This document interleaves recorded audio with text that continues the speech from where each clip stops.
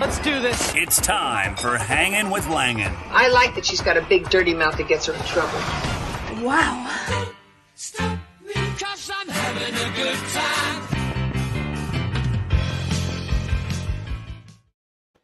Ladies and gentlemen, you're hanging with Langan, the show that's fun, heart, and smart. And you know what? I'm here coming to you live from Morristown, New Jersey on my sister's outdoor porch with lamps in front of my face. That's what I'm doing because that's how much I care about this show. You know the routine here.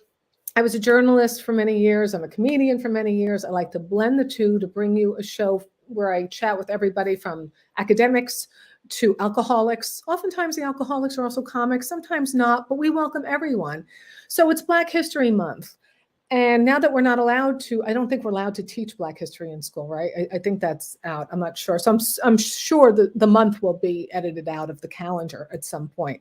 But I wanted to bring on a couple of friends of mine, comedians, smart people. And here's the deal. I want to talk about a number of things, from the importance of Black History Month, how it began, and everything from Joe Rogan, his tapes, Whoopi Goldberg getting a little vacation because they want her to reflect.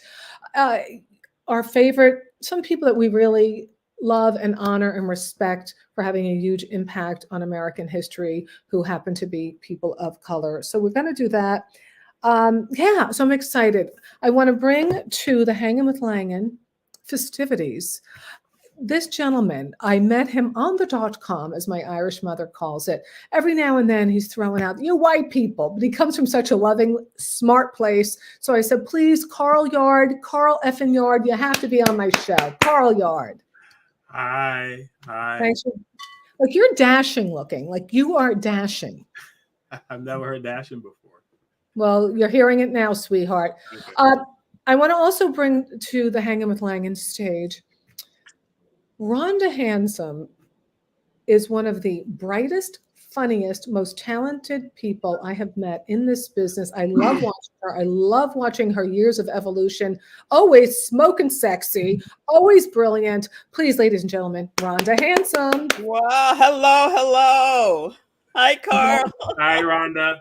So happy to be here with you, Maureen. Thank you for asking me. Well, you are, I just, huge homage to anytime I hear you talk. John Fugelsang's show, we've been on that together a couple times. And you always resonate with me, the things that you have to say. And the official Hanging with Langan, the token white guy. No, not really. I love this guy so much. You know him, the official Hanging with Langan historian, Professor Peter Bales, and also a comedian. Peter Bales. Oh, thank you, Maureen. It is so great to be here. First of all, I'm upset. You call Carl dashing. You call Rhonda smoking sexy, and I get nothing. You got to go away now. We have to put him away. I love power. This is power. Ladies and gentlemen, the sexiest man I've ever met in my entire life. If his wife was not within earshot, the things I would be whispering aloud to everyone. The official Hanging with Langan historian, Peter Bales. All right. Thank you very much. My fragile ego is okay now. Jesus, Mary and Joseph. All right, let's start with Rhonda. Black History Month. How important is it, or isn't it? For me, Black history isn't important at all. For me, it's all about white history. For me, it's all about how certain groups, certain ethnic groups became white. That's very interesting to me because it's something that Black people cannot do. Like for me, knowing that Italians were lynched and called slurs here, that Irish people were vilified and called filthy and were forbidden for intermarriage with white people, that Jews had to create their own recreation centers because they were kept out of country clubs, that they actually created the Catskills for their enjoyment. I don't really focus on Black history because I think Black history is American history, and it's very interesting to me how certain groups ethnic, or whether you think they're white, whether they think they're white, how they move into whiteness, and how Black people cannot do that. Well, just an aside, I'm going to go back to the whitest people I know, the Irish people. You said something about not being able to intermarry, and I don't know what that's about. So, do you know more about that, or I can research that? Of course. Yeah, I mean, around the 1700s, Irish people were only considered good for servitude. I mean, for decades after the 1700s, Irish people were only good for servants, and they were not. They would foul white American women if they intermarried. And I personally know that for a long time there was a contention for Italians and Irish even marrying each other. Oh yes. Oh and, yes. Yes. And I just find it fascinating that at some point all of these people got a white card. Yes. Yes, and very bad sunburns. Yes, I understand. Oh my God! Oh, I love. Oh, you know that is my favorite activity: watching white people sunburn. You know that. Oh, you won't. The only thing I like better is watching white people dance. I mean, that's my joy in life. Well, the Irish have sometimes the very red cheeks and the red skin. So I was at a makeup counter, and the woman said, "Oh, we could get that red out of your face." I go, "What other people do you say we can get the color out of your face?" I mean, what? Carl Yard, yeah. Carl Effin Yard. Is it important to you or not, Black History Month? Oh yeah, absolutely. I mean, I think Black history would help people understand why we are the way we are. Because I think a lot of people not knowing Black history can't understand why we are so, as people say, angry, but I like to say we're frustrated and a little angry. And why should we not be angry? There's lots to be angry about if you're Black and living in America. Mm-hmm. So people should understand the anger. And it would help people understand people don't like living in ghettos. They were forced to live in ghettos. Mm-hmm. You know what I mean? They don't like being poor. They don't like selling drugs. But when you're forced into a certain situation, that's what you do.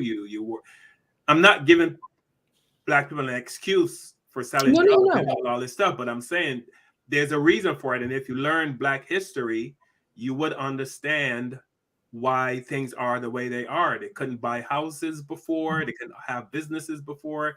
If they came up with an invention, they weren't allowed to have that. You know what I mean? They have to turn that invention over to the white person, and so the white person can patent it, and then all that money went to the white person, so that their family were able to build wealth, and the Black family got nothing. Yeah.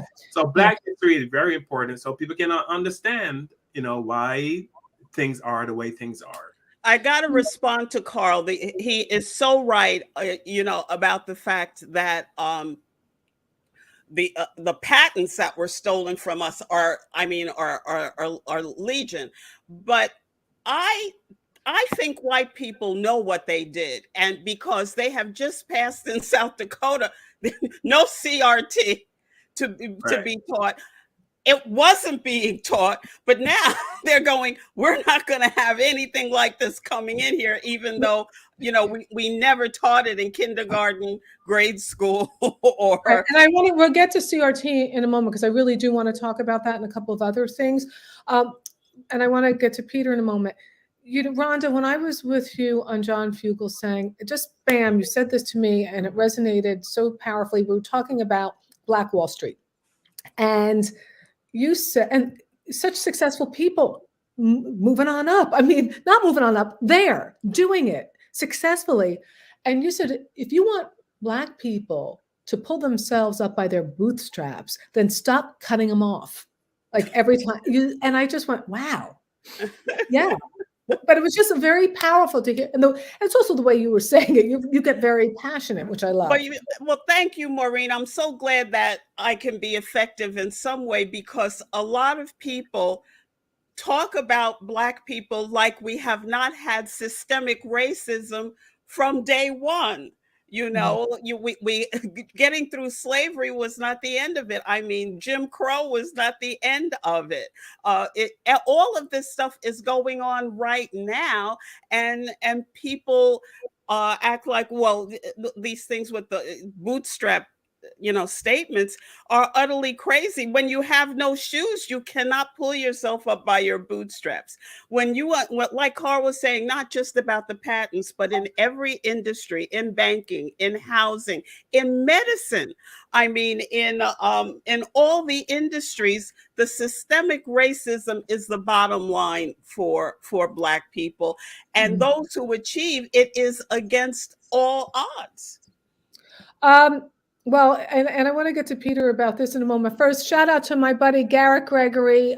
His comment, they grouped Irish, Italian, Polish, and German as white. So it was much easier to put white against Black. No, you bold this. Okay. Peter, how did Black History Month come about? Wow. What a great discussion already. For a historian. Wow, I asked a historian. Go ahead. Well, I am enjoying this. So much to say. I teach college undergraduates Introduction to American History. Of course, Black history is important. And I'm listening to Rhonda and so fascinated talking about the difficulties that the Irish had and the Italians had and the Eastern Europeans and the Jews had. And the story of America is immigration. There is not a single immigrant group that came to this country that was welcomed by the people already here. And yes, the Irish had an incredibly difficult time, as did the Italians, as did the Eastern Europeans, as did the Jews. But can you compare that to African Americans and slavery? I don't think so. 1619, the first slave ship arrived off our shores, and the rest, as they say, is history. And you have slavery, which is almost so evil, you can't find the words to describe it, but African Americans had their soul destroyed, had their culture destroyed, had their families destroyed.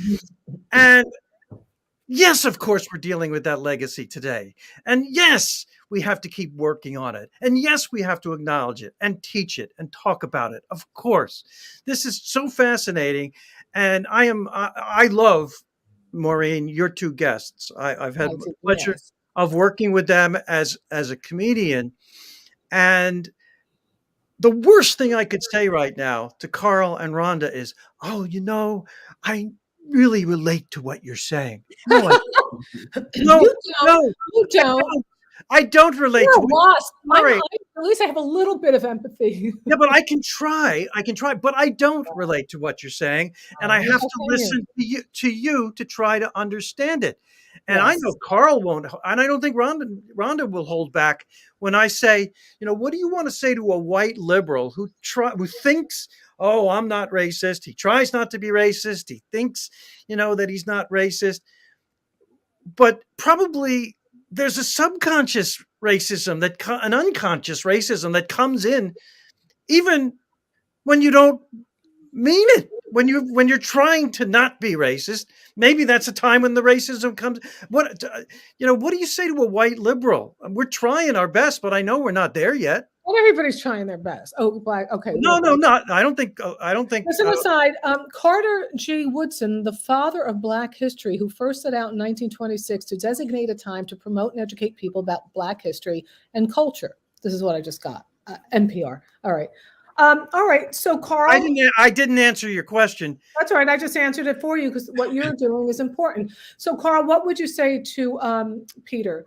What I would like to see, because I always ask my white friends, how could you not know the stories I tell them? And I know Maureen has seen some of the stories I've posted on Facebook, and people can't believe that actually happened. I thought, I really thought that when racist white people sat down for Thanksgiving dinner or dinner parties or get-togethers, picnics, whatever, I thought they shared their racist moments with other white people. I really thought that they did. So when my white friends are telling me, "Oh my God, I had no idea that people treated you like this," I'm like, how could you not know that this is what's going on? How can you be in the white world? So what I'm beginning to understand, because I've heard so many times, is that they don't seem to know that their friends or their parents or the, you know what I mean, are racist. I'm like, you know, and I give you a couple of examples. Like I once worked for a company, and so there was this promotion. There was these promotions going on, and so my friend who's white, we decided to go for these promotions. So he went in, spoke to the HR lady. She said, "Well, if you need this promotion, you need to take these classes. When you finish take these classes, take this other class, and if you pass, if you get a B plus average, the company will pay for you for those classes, and then you take this other class, and once you become certified, the job's yours because you guys are internal. You're internal to the job." So he said, "Cool." So I said, he came back out. He told me what she said. So I said, "Okay." So let me go in. So the next day I went in. I said, "Hey, I want to, the job as he posted. I'm very interested. I've been working here so many years, and I really like." She said to me, "I'm sorry, but you're not qualified." I'm saying, "Okay, I know, but I'm waiting for. Tell me what you told him. Tell me to become qualified." right." And I'm sitting, I'm waiting, and all she said was, "I'm sorry, but she said it with a big smile, like, "You're not sorry, Carl, but you're not qualified." Carl, I have to disagree with you when you say that they don't know. Okay. I look at people who have a privilege, the white privilege of being able to act like they don't know when there is consideration for their complexion in every single aspect of our lives. Now, this is not to say that white people don't have problems, that they don't have issues financially, they don't have issues with housing.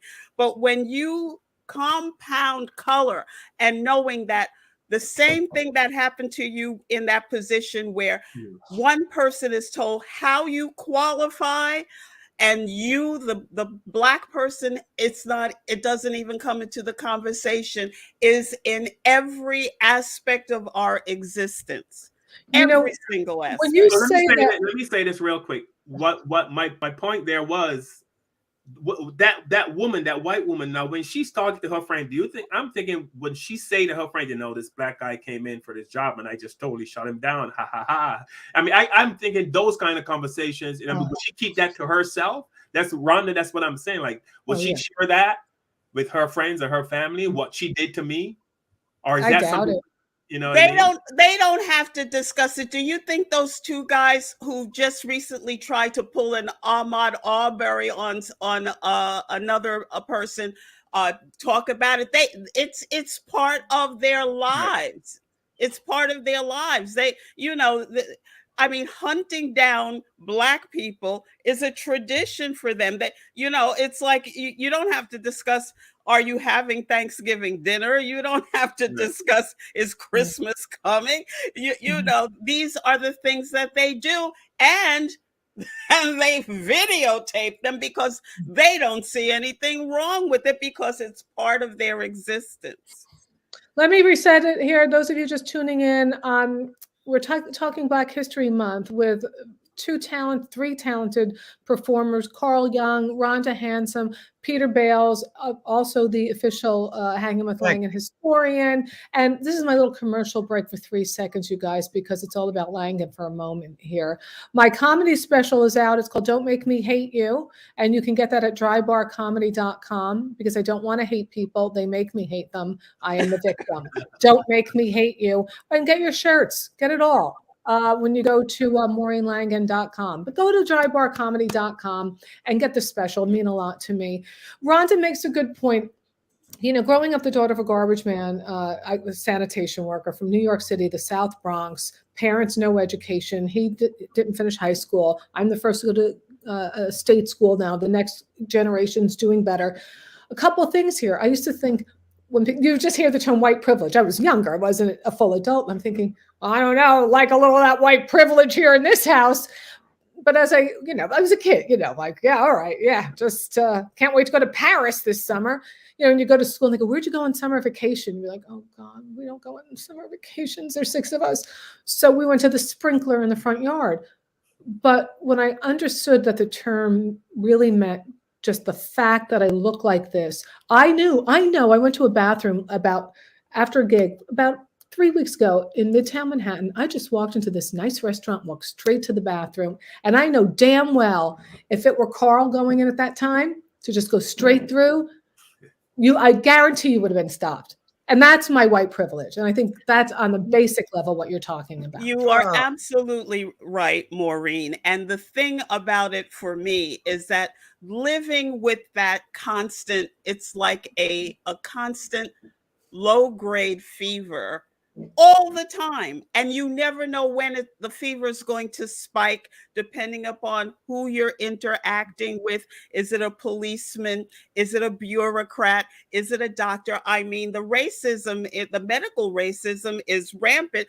I mean, Black women slaves are the basis of modern gynecology, and we were experimented on without even anesthetic, and not to mention consent. Well, I read a book. I grew up with Matt Polk, and he wants you guys to know not all white people are like that. They know that. Of course they know that, Matt. Of course they know that. They're talking about those who aren't and the disproportionate number who aren't, is my take on that. Black women were the first entrepreneurs selling their fruits and vegetables on the sides of the roads in early America, according to Gail Collins, The History of American Women. I could be wrong. She could be wrong, but I'm relaying that. Right. I want to talk to you, Peter. Rhonda brought this up, but I want to hear you as a professor. I'm in my sister's house right now, who is a teacher. I have a brother who's a history teacher. What is this critical race theory that has everyone? Critical race theory. Are you teaching it? Go ahead. Am I teaching it? Please. It's a phony issue. Critical race theory is the idea that American institutions are inherently racist, that it's built in, and it has been built in for centuries. The reason why it's a fake issue is because when I'm teaching Introduction to American History and in lower grades, you've got to get the history out. You've got to get the facts out. You've got to get them to learn the basics. I can see a serious discussion of critical race theory in a graduate seminar, and it should be discussed. And it may darn well be that many American institutions are thoroughly baked through with bias. But tell me what they're teaching. Into grade school where nobody's teaching it, and you're trying just to get the kids to understand the basics, is just part of the culture wars, and we should recognize it for what it is. It's dog whistles from the Republicans. Maureen in the back, go ahead. I have a question, Professor Bales. Yes. And anybody can raise their hand. So, critical race theory sounds to me that it is looking at the American system and where racism, how it has formed how we do things, like whether it be the banking, the redlining in certain districts. Is that what we're talking about? Yes. Or the relationships between communities and people? You're talking about all that. Rhonda brought it up. Is the American medical system inherently racist? That's a great topic for a graduate seminar for people who know their history already. You've got to know your history to understand what's going on in the present. And banking, for goodness sake. And like Carl said, real estate. These are the institutions that are deserving of being examined in terms of critical race theory at a graduate seminar at Harvard and Yale or any other college. Montclair State. Now, Christopher Rufo is the one who came up with this as a device to divide and make the country crazy, and it has been incredibly successful. And when I think Rufo, what was he thinking? Who's Rufo? Well, we need to know Rufo. A lot of people don't know Rufo who's listening. He's the one who came up with this as a political weapon to weaponize white people feeling uncomfortable about the truth of the history of this country. Well, Carl, you wanted to add something to that. I saw you had Mr. Yard in the back. Yes, you turn. Yeah. First of all, to jump on what Rhonda said, white people have to get comfortable with being uncomfortable. Bottom line is, it's the truth. When people mention critical race theory and they have problems with it, I say, well, tell me, what are the lies being taught in critical race theory? And that shuts them up. But how would you say what it is in a nutshell, Carl? Hey, Carl, what's critical race theory? Critical race theory is telling the truth about American history, including everything in American history. Just being honest. To me, that's what it means to me. Just righting the wrongs, telling the truth. That's all I think critical race theory is, telling the truth about American history. Well, Black history should make white people uncomfortable. But Yeah. to see that they're trying to make a law in Florida to ban the teaching of critical race theory on the primary level is ridiculous. Because on the primary level, you're doing just basic history, and nobody in grade school is teaching critical race theory as defined. It's a high level, graduate level discussion that needs to happen. Carl's right. Yeah, because there's a lot of truth behind it. And what I really wanted to add, though, was I have a friend who refinanced his house recently in 2021. And he was told by the real estate agent, take down every picture in anything in your house that shows that Black people live here. Take it down. Yeah. Absolutely. In 2021. All right, I did something that you may or may not agree with, but I'm going to run it by you because I feel strongly and I would do it again. I had my radio show in San Francisco and I had just gotten back from doing an event in New Orleans. As soon as I got to New Orleans, I didn't like it. There was this there was this energy that just bothered me. I just, you know how you get a feeling where you are. So somebody was morning, we're going to go to a plantation. Do you want to go? And I'm like, I don't know, what are they going to show me? Feels like, what's happening? I went to a place called the Whitney Plantation, and it was one of the most incredible things I have ever seen in my life. The recreation from pictures of the children, the artist, the heads, they had that German uprising. Peter, what was it called? The German town uprising in Louisiana. And, in Louisiana. Oh, I don't know. What was it called? You and I talked about it in the past, but they put the Black slaves' heads on sticks and put them in town so that it would deter others. Now, they have plaques. They found letters. They had, FDR did the writing project where you go and interview people around the country, slaves who are now older, who had come through the day. And there was a story, there was something written by a young boy, retold as a young boy, and somebody had written it down during slavery time. And I didn't know it was a young boy. You're reading it, and he's reading it like a Black child. It's written, I just asked the missus, be hungry. I'm not doing justice. And then she caught me with a biscuit. I was just so hungry, and she beat me over and over and over again, calling me, and I'll say it here, the N-word, until I was bleeding and nearly left dead. James, 10 years old. And I wanted to throw up. But I used the full N-word when I did this on my radio show. And I'll tell you why, and I don't regret it. I never will regret it, because that little boy, that's what he was called. And you're going to feel the pain and the ugliness of that word. And I'm going to say it in honor of that child who had to endure that bullshit. And so the people say you should never use the N-word. To honor him, I did. And I would do it again 8 million times, because that's what that little boy had to hear. And I think in contexts like that, it matters. I think it really, because nobody said, hey, little boy, N-word to you, get that N-word out of here. The way they eviscerated that young child, that is why I did not like New Orleans, but I didn't know it until I knew it. The energy around that, I could feel it. I could feel the pain in the air. I could feel that. Anyway, that's my story. Do you agree or disagree that I should have used that word? I wouldn't use it.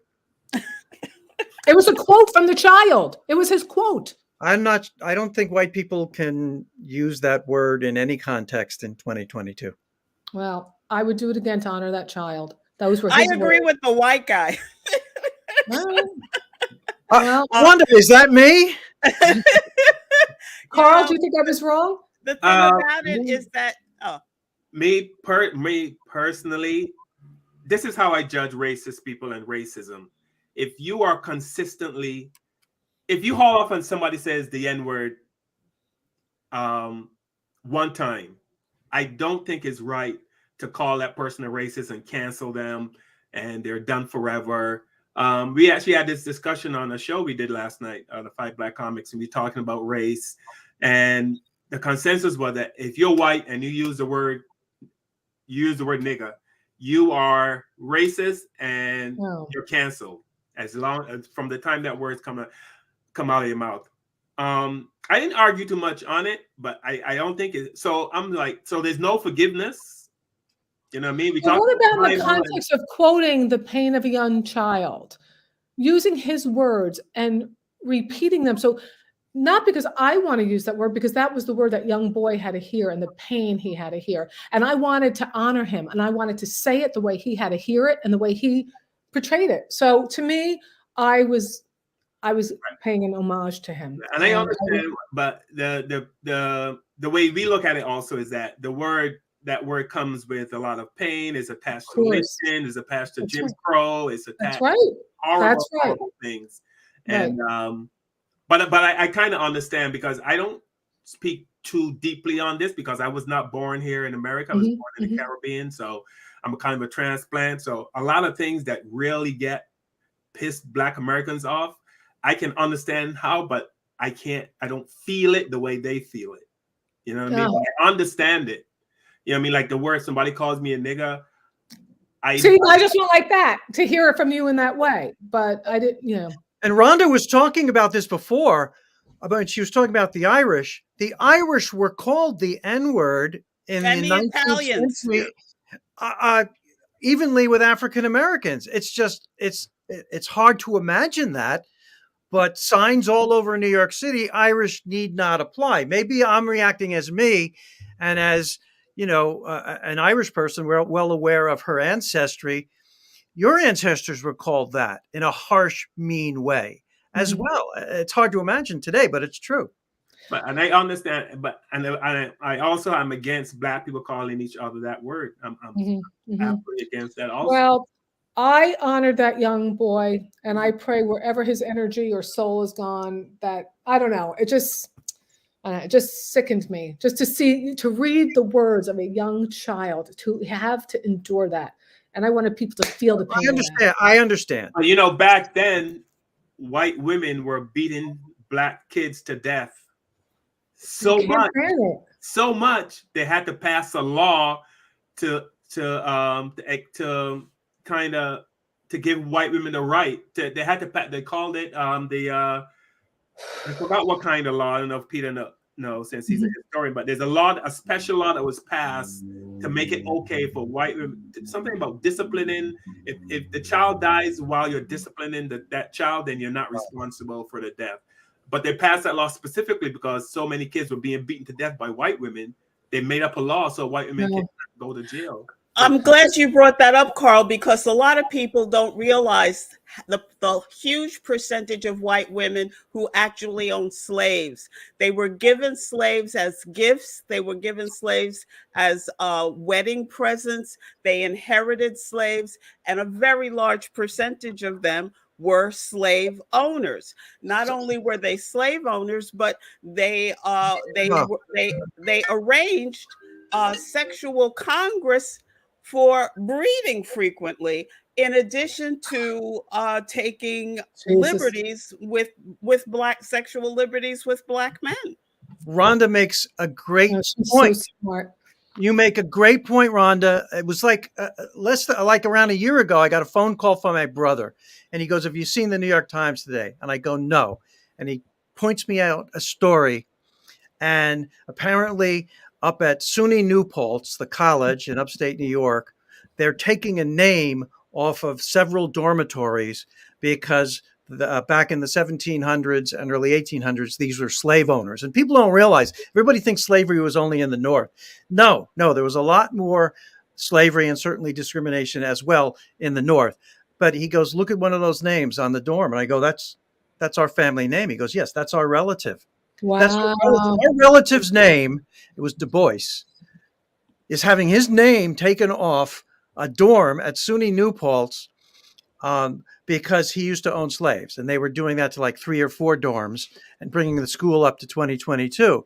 And I said to him, "Well, how does that make you feel about our ancestry, about our roots?" And he goes, "Doesn't make me feel good. Didn't make me feel good either. I don't believe in punishing people for the sins of their fathers, but you better darn well be aware of it. You better darn well learn from it. And that's reality. My ancestor had a dorm named after him until recently, when they figured we're not going to have a slave owner naming a dorm. We have a few bars named after us, just a few. No dorms. But you're absolutely right, Peter. I mean, the Jesuits admitted that so much of the property that they had came from the money that they made from supporting the slave trade. Absolutely. This is my brilliant panel tonight. Those of you just tuning in, we're talking Black History Month. Comedian, performer extraordinaire Carl Yard. He is one of the 5. Tell the name of your podcast, Carl. It's called The 5 Black Comics. And is Rhonda my girlfriend Tanya on that? Yes, Tanya. I love her. Give her a big kiss for me. Tanya's on there, yes. And we have Rhonda Hansome, one of the most knowledgeable human beings on the planet when it comes to history and many other topics, and Professor Peter Bales, my comedy friends. You know, this is a great conversation. I want to ask you, we're talking about race, and a big thing that happened with Whoopi Goldberg saying that the Holocaust basically was white on white crime. And then she has to go reflect, you know, because the reflection police sent her home, the reflection, because people know what you need. And Oprah's not around for the apology tour. There's a lot of things missing right now. You know, I want to get your take on this. When I heard her say that, first of all, I thought, let's talk more about this. Let's go. Don't cut her off, send her home to eat a peanut butter and jelly sandwich. She's rich. She's not eating peanut butter and jelly. The thing is, I got what she was, I think I got where her mindset was. In America, it's so clear that the racism is so color schemed. That's what it seems to be based on. Whereas Hitler had to seek out the Jews. You had to go, you know, you look white. I know there's Sephardic Jews. There weren't a ton in Germany. So I got where I think I got where she was coming from. But instead of putting her in a corner for 2 weeks, how great to have a full conversation about it. How great would that be? Carl, what's your take on that? Okay, Peter, you go first. Your take. Well, I totally agree. I think she was wrong. She apologized. I think America has talked a lot about it and learned a lot, and that's a good thing. I think what she was thinking is Hitler and the Nazis were lying. There's no such thing as the Jewish race. I think that's what she was focusing on at first. It's a lie. There's no such thing. It was made up. It was scientifically inaccurate. There's no such thing as the Jewish race. And I think that's what got her off on that path. So is there a Jewish race or is there not a Jewish race? There's not a Jewish race. There's no such thing. There's no such thing. But Peter, you were so right. This was Hitler's mindset, which he expanded upon from the American racism. See, this is such a great conversation right now. And you know what? He grabbed the American racism playbook and expanded it. He made it a worldwide mission. Rhonda, you're great. You're right. And let's throw out for Black History Month, and I'll pass it to Carl, the name who showed Hitler the truth, the one and only Jesse Owens at the 36 Olympics. This is when you mention a guy like that. Yeah. My whole thing with Whoopi, I mean, we've all watched Whoopi Goldberg for decades. You know, we've gotten a sense of how she feels. You know what I mean? We've gotten a sense for who she is and what she stands for. And just because she said that one thing, now she, you know what I mean? Now she's tainted. Now she's got cooties. I hate it. You know what I mean? Yeah, I just so disagree with that. But listen, even us talking now, I did not know that Hitler kind of had a propaganda campaign that they're a race. We got to get rid of this race. Like, isn't that a good conversation to open people's minds? There's no such thing as the German race, for crying out loud. But it's good to have. Wrong. He was a fraud. It was all a fraud. I hate him. But okay. They made up all of these categories measuring the forehead and the skull and the nose, and creating categories that they could use, you know, to justify killing people. Yeah, and it was all nonsense, right?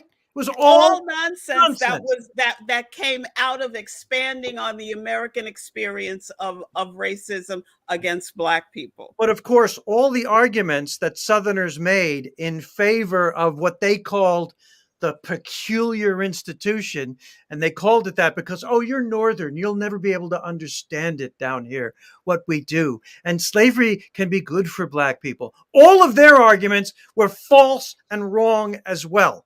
You're such an angry white man, Peter. That was very intense. I am an angry white man. Carl, My family lost a dorm name. I'm sorry, Peter, I cut you off. What? I'm sorry. My family had a name on a dorm, and now we don't, and I'm taking it personal. No, it's hurtful. It's hurtful. Carl, Yes. Joe Rogan. I'm talking about this because Joe Rogan is a comedian, and he has one of the hugest money deals with Spotify. He's a comedian. He's not a doctor. I don't know why people turn to him for their friggin' medical advice with vaccines. However, he says a lot of things you don't like, one may not like. Some people may love it. Yeah, I've always been about change of the channel, move on. But then I thought of it this way. Spotify as a company, does it not have a responsibility to reflect its values to the American people or lack thereof? So Joe went and erased some of his episodes, a number of them, where they were not just toward Black people, but the N-word, but toward other groups of people. A lot of misogyny. Welcome to the generally white male comedy world. A little misogyny. Carl, what do you think should be done? The clips that I've heard, and let me just say, I know. Well, Joe and I haven't spoken in like 30 plus years. We started together in Boston, so we were friends, you know.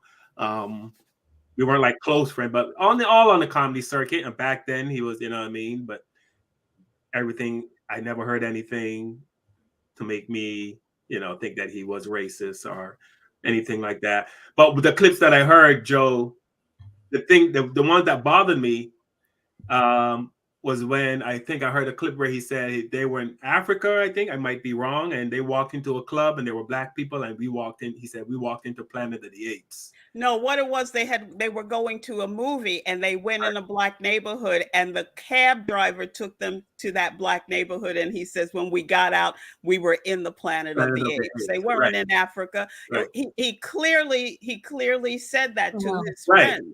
So if you have that kind of feeling, if you can say that about Black people, that right there tells me you don't like Black. I don't see how you can say that about Black people and still say that you like Black people. Like you know what I mean?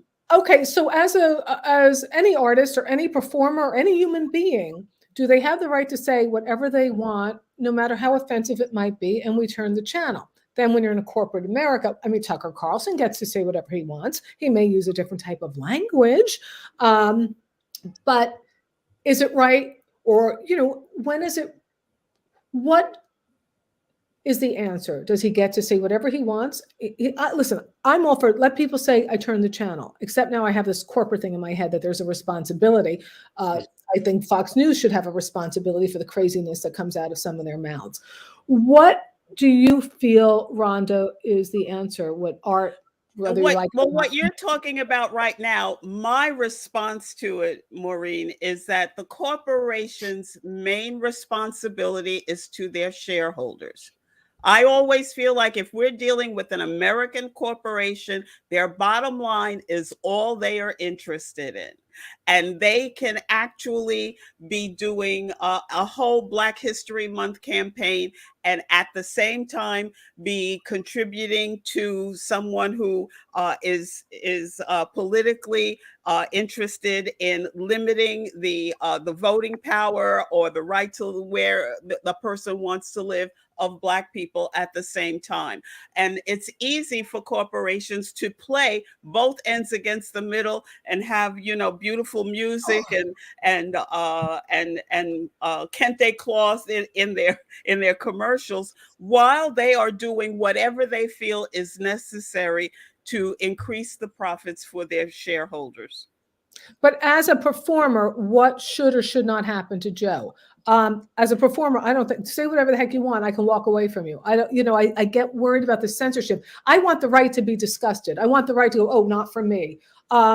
So it does get disproportionately rewarded in our society, and that's what pains me. That's what really pains me. The problem is when the thing is, and this is just my personal opinion, when it comes to saying things about Black people, there's still stuff we are dealing with today. You know what I mean? There's still stuff there's still oppression, there's still racism, we're still getting shot by police for less things that white people are getting away with. There are video after video after video of white people charging at police, fighting with police, shooting at police. You know what I mean? I saw a video where this white dude took the police's club, beat the police with it, stole the police's car. You saw that? And he I loved it. jumped in the car, stole the car, and drove off. There's a video of the white dude with the man's car. He said, "Yes, I got a gun. You can't touch my gun. It's my right to have a gun. F you." He said, "F you," and then he drove off. And there's video after video after video, and then there's video of Black people just waving and getting shot. You know what I mean? Turning around and running, getting shot in the back. 49 bullets here, 59 bullets there. You got to having an air freshener dangling from the mirror. You know what I mean? So I didn't know that was illegal. This is why I didn't get away with it, so I guess I didn't have to think about that. For me, is that America would not. They're in this state of denial about racism. Barbados. You're from Barbados, correct? Yeah. Because what is racism like or not like there? Well, Barbados is 98% Black. Right. So there's no Black on Black hate.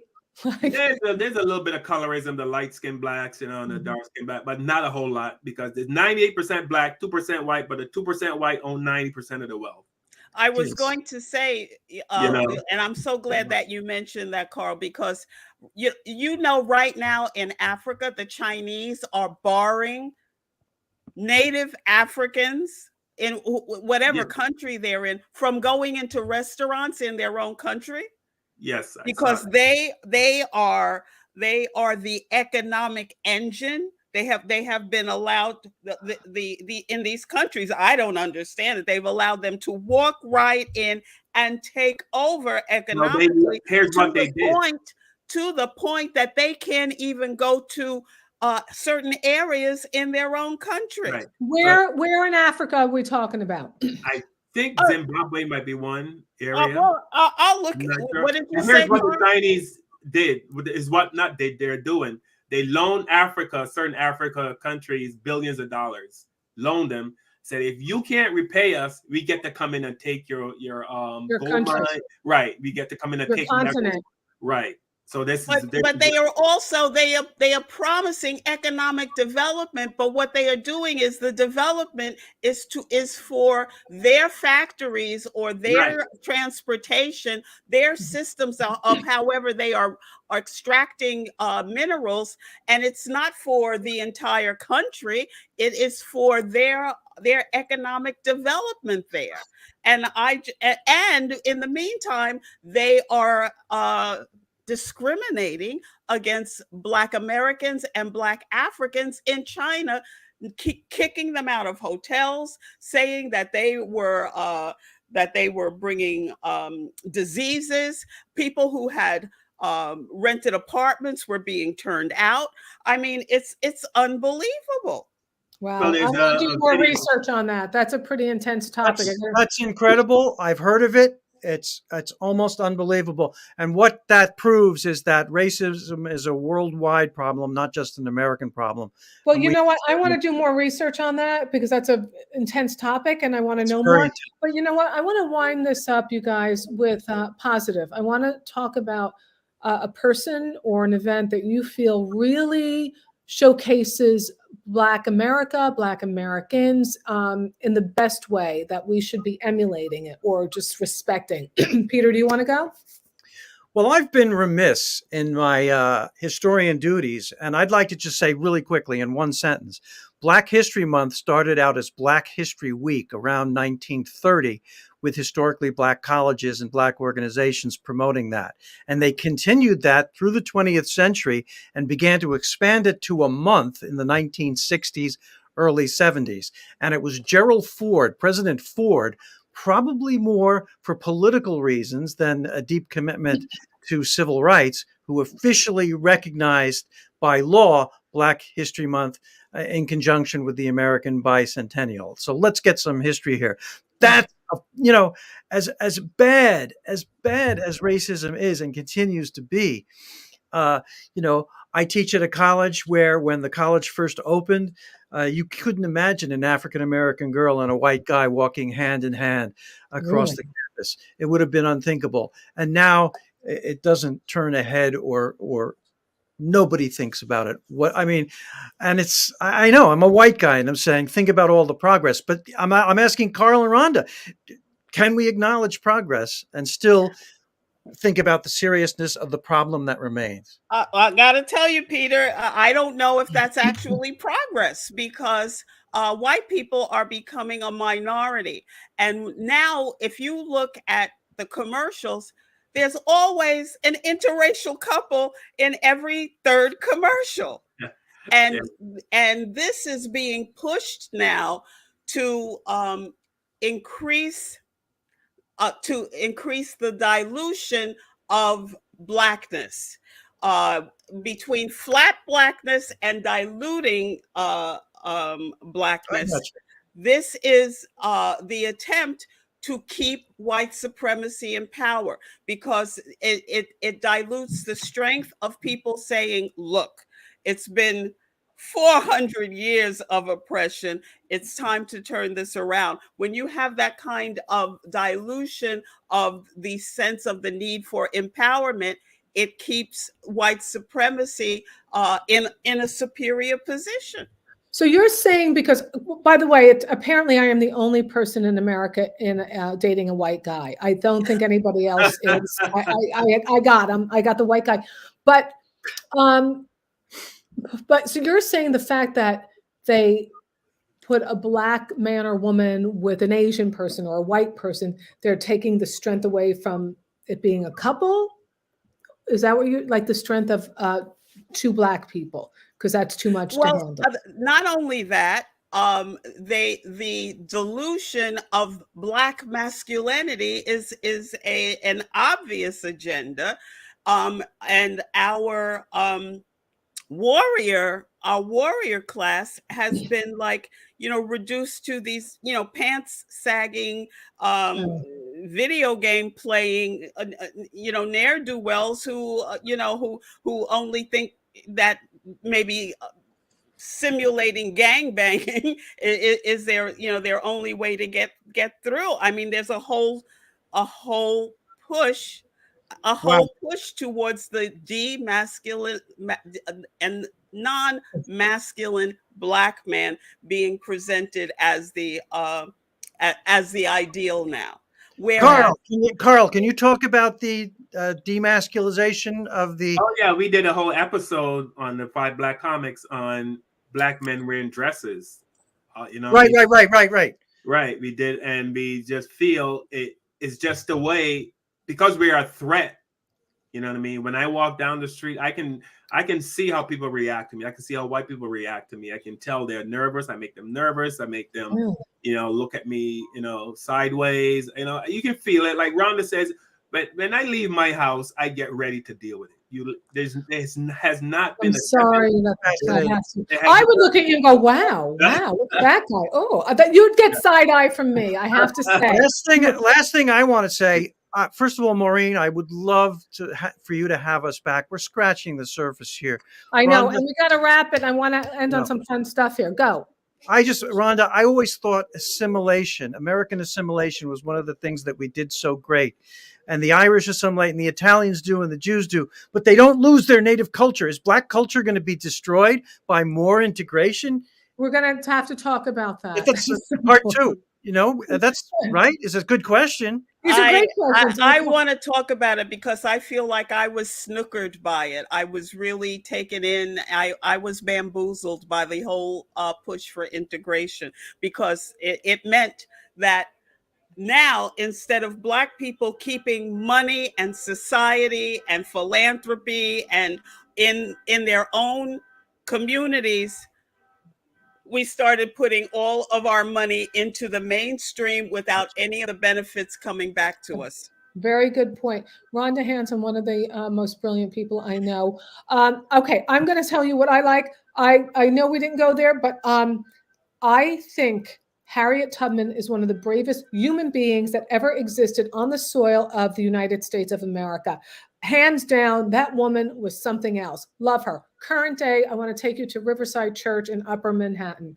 I love that. It's a social justice church. I am not a good practicing Catholic. My mother and I were watching Jeopardy. They had books of the Bible. We stared at each other like abstract art because we're Catholic and nobody knows the Bible. I did guess the Torah on one thing. I got that correct because I'm Jewish as a New Yorker. But I love that church. You have black, brown, in everything coming together. You have the black women with their Easter hats every Sunday. You have speakers who really you want to talk about the Bible? I don't know anything, but they say, let's take these words, let's put them out there into action right now. And that is the best of people coming together, doing things. Plus, sometimes they give you treats on the way out, which is delish. Carl, what about you? I like to end with this, and this is, I wish, what I would say to white people is, and this also goes for me, don't be afraid to reach out and make a new friend, or talk to a black person. You know what I mean? I noticed that a lot in American society as a whole, but I mean, like, don't be afraid to say hi or how you doing, and don't think you have to talk to black people about sports. Or I hate when people ask me. I wasn't going to do that. I wasn't going to do that. Don't worry about that. Ask them about, say, hey, if, tell how the kids in college, something in general, and don't be afraid of rejection, because what I found myself doing was, if I reached out, like if I was in a store, when I'm in the supermarket, I'm out shopping, I talk to anybody. I just talk to people. You know what I mean? And sometimes I can tell you do the same thing. No, I have to tell you, so I was spending a lot of time in Northern California during the pandemic, and there are no people of color. Like maybe somebody a dirtier blonde would be considered a person of color. So I went into Starbucks, and there was a black woman with all the braids, and I'm like, "Hi, how are you? I'm Maureen. Where do you live? Do you live around here?" I was like one more word away from a restraining order. I was so excited. Like that's also too. Like, hey, maybe this lady doesn't want to be my friend. I just was so excited to see some ethnicity in this little corner of the world. So anyway, Carl, good point. There's a lot of conversations we can have. And if you get rejected, don't say, "Oh, those black people or those white people." You know what I mean? Because if I got rejected by one white person who would just walk away, I would feel like I wasted my energy on that person. But just keep going. That person could be having a bad day. They could be going through something in their life. Don't take it personal. You know what I mean? So and I think if we all do that, we would all see that at the end of the day, we're all human beings just trying to make it. But how much fun is it to have friends from different backgrounds, to learn about their families, their foods, their cultures? I always thought that was a blessing. Just so cool. Tell me about this. Or, I like that stuff, but I'm a little wacky. You guys, what a gift to have the three of you today. Just really, truly, I'm so grateful. Carl, tell people how they can follow you. You can follow me. We have a Wednesday night show, 8 p.m. Eastern. It's called The 5 Black Comics, or you can check me out on Facebook. You can follow me at Carl Yard. Funny Bajan. So I'm Bajan from Barbados. So you guys are American. I'm Bajan. Funny Bajan on Facebook. All right. We got Carl Yard, 5 Black Comics. My Rhonda, what can I'm a strong black woman, but I identify as a fragile blonde.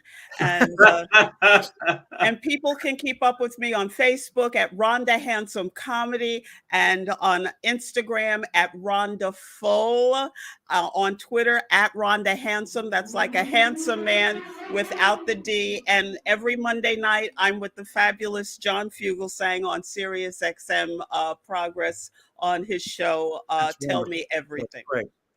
So follow her at Rhonda Hansome, no D in there, comedy, and then you'll follow her. You'll search Rhonda Hansome. It's so easy, and she's brilliant and funny. And my beloved Peter Bales. Oh, I am starting a new podcast on Wednesday nights called 5 White Comics. It's going to be big stuff. Actually, I'm kidding. How is that podcast different from every other? That's what I would say. I know, right?